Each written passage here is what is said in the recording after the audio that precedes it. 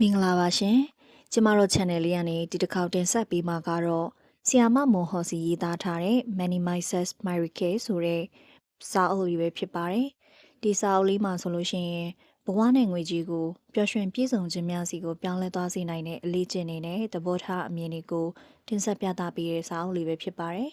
ဒီစာအုပ်လေးကိုအများတကာကိုသိစေခြင်းတဲ့အတွက်ရည်ရွယ်ပြီးတော့တင်ဆက်ပေးမှာဖြစ်ပါတယ်စိတ်အစွဲများအစွဲတွေနဲ့ပတ်သက်ပြီးစာတစ်ပုဒ်ဖတ်ခဲ့ရပါတယ်။တခါတလေမှာကိုယ့်ရဲ့စိတ်အစွဲတွေကြောင့်ပဲဘဝရဲ့စီးပွားရေးလူမှုရေးစတဲ့နေရာတွေမှာကောင်းခြင်းဆိုးခြင်းဆိုတဲ့တက်ရောက်မှုတွေရှိလာတတ်တဲ့အကြောင်းပါ။အထူးသဖြင့်ခုချိန်မှာခေတ်စားနေတဲ့ manifestation နဲ့နှွယ်ပြီးရေးထားတဲ့အကြောင်းလေးတွေပါ။ကျွန်မဖတ်ပြီးတော့ဆက်ဆက်စဉ်းစားမိတာလေးတွေကိုရေးလိုက်ရခြင်းဖြစ်ပါတယ်။ workshop တစ်ခုကိုတက်ရတော့ကျွန်မကအမျိုးသမီးတစ်ယောက်ကိုတတိထားမိပါတယ်။စကားပြောရင်လည်းအင်မတန်တိုးတဲ့အတွက်သူပြောပြီးဆိုရင်အတော်ကိုနားဆိုင်ထောင်ရတယ်။ဒါကြောင့်သူနဲ့အတူတွဲပြီး project တွေလုပ်ရမှာကျွန်မကြောက်နေမိပါတယ်။သူနဲ့ကြာရင်တော့လို့မကြာခဏတွေးမိနေတာပါပဲ။ကျမတို့ရဲ့ trainer ကလူတွေကိုအတွဲလေးတွေတွဲပေးတဲ့အချိန်မှာကျမရဲ့စိတ်ထဲကတထိတ်ထိတ်နဲ့သူနဲ့ကြာရင်တော့ဒုက္ခပါပဲလို့စဉ်းစားနေတဲ့အချိန်မှာတကယ်ပဲသူနဲ့ကြာပါလေရော။အဲ့ဒီအချိန်မှာလူရဲ့စိတ်ဟာမလိုချင်တာတွေကိုလည်းစွန့်ငင်နေတတ်ပါလားဆိုတာကိုသတိထားလိုက်မိတာပါပဲ။ဒါကြောင့်စွမ်းရည်ပညာရှင်တွေကကိုမလိုချင်တာကိုတွေးနေတာထက်ကိုလိုချင်တာတွေကိုဒါစိတ်ကူးပုံဖော်မြင်အောင်ပြီးတွေးကြည့်ဖို့ပြောတာကိုမှတ်မိလိုက်ပါတယ်။ manifestation ဆိုတာလူတွေအားလုံးတိတိတသားရောမတိမသားရောလုံနေမိတတ်ကြတဲ့အရာတစ်ခုပါလားလို့သဘောပေါက်လိုက်မိပါတယ်။ရှိသေးတယ်။ကျမငယ်ငယ်တုန်းကအနှွေးတဲ့အင်ကြီးအစိမ်းရောင်ဝတ်တဲ့နေ့ဆိုရင်ကြောင်းကားနောက်ကြတယ်။ခေါင်းစည်းကျိုးအဝါစီးတဲ့နေ့ဆိုရင်ဆီယာမစာမေးခံရတယ်။စသဖြင့်စိတ်ဆွဲလေးတွေရှိခဲ့တာကိုမှတ်မိပါတယ်။တကယ်တော့တိုက်ဆိုင်မှုတွေပါပဲ။ဒါပေမဲ့အနှွေးတဲ့အင်ကြီးအစိမ်းဝတ်တိုင်းလဲ10ခါမှ9ခါလောက်ကကြောင်းကားနောက်ကြတာကိုကြုံခဲ့ရဘူးတာအမှန်ပါပဲ။တကယ်တော့အနှွေးတဲ့အစိမ်းဝတ်တာနဲ့ကြောင်းကားနောက်ကြတာနဲ့ကဘာမှမဆိုင်ပါဘူး။ဒါပေမဲ့စိတ်ထဲက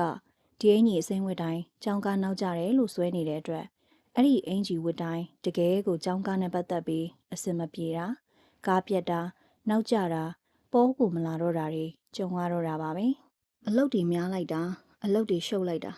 အေးဆေးနေကြမှာတယ်လို့ပြောရင်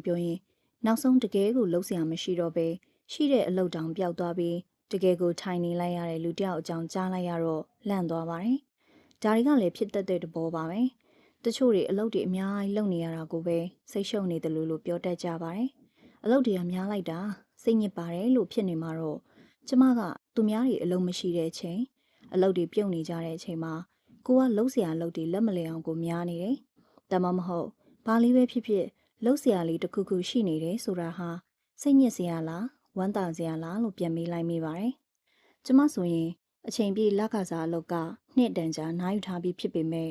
ကိုပိုင်အလုပ်နဲ့နေ့စဉ်မအားလဲရအောင်အလုပ်လုပ်နေရတဲ့သူဖြစ်ပါတယ်။ကျမအလုပ်ကအမြဲတမ်း work from home ပါပဲ။အရင်ကတော့အလုပ်တွေများလိုက်တာလို့ညည်းခဲ့ဘူးတယ်။အလုပ်ပေါ်မချစ်တဲ့အစွဲရှိနေတာပေါ့။အဲ့ဒီအချိန်တုန်းက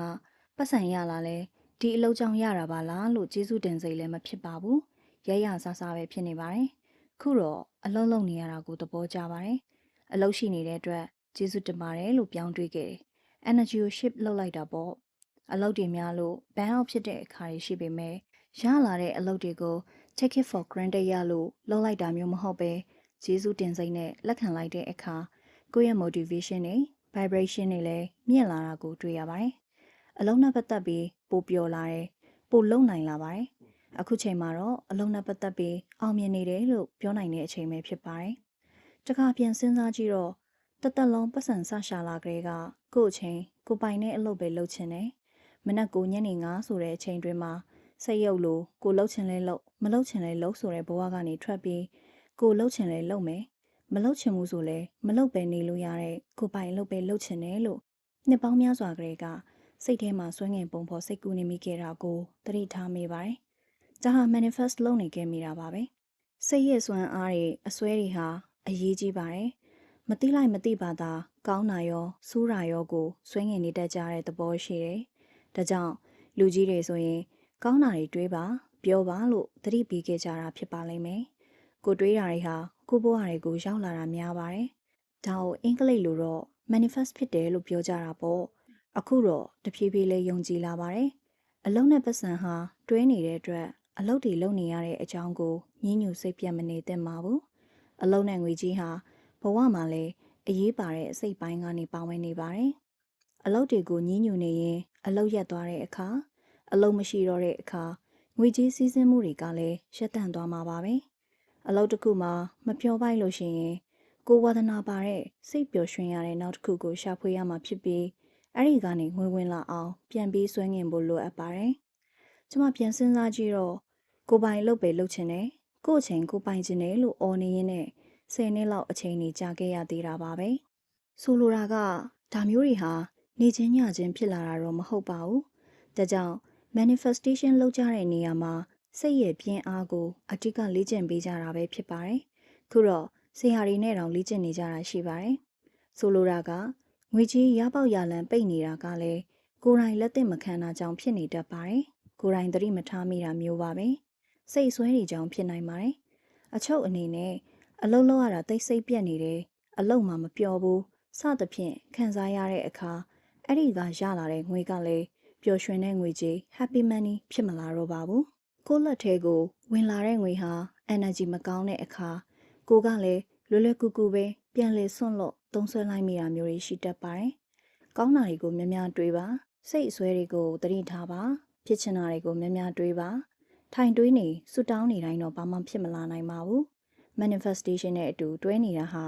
action လို့ခေါ်တဲ့ကြိုးစားရှာဖွေလှုပ်ဆောင်မှုပဲဖြစ်ပါတယ်။ဒီနေ့ဖြစ်လာရမယ်ဆိုတဲ့စိတ်နဲ့ကြိုးစားနေသလိုယုံကြည်မှုလည်းထားပါ။